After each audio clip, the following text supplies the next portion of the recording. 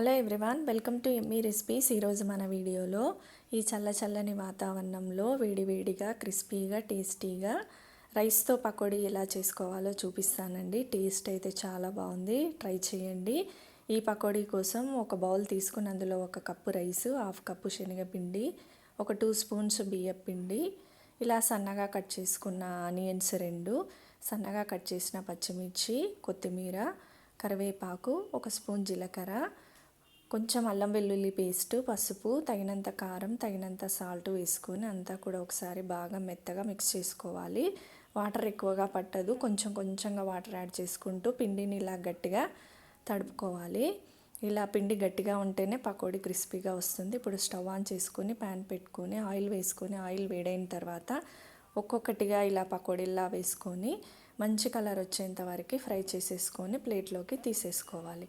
అన్నీ కూడా ఇదే విధంగా ఫ్రై చేసేసుకోవాలి. అంతేనండి, ఎంతో టేస్టీ అయిన రైస్ పకోడీ రెడీ. ఈవినింగ్ టైంలో అయితే స్నాక్స్గా చాలా బాగుంటుంది. చాలా క్రిస్పీ అండ్ టేస్టీ పకోడీ. తప్పకుండా ట్రై చేయండి. వీడియో కనుక నచ్చినట్టయితే like, share and subscribe. Thank you for watching.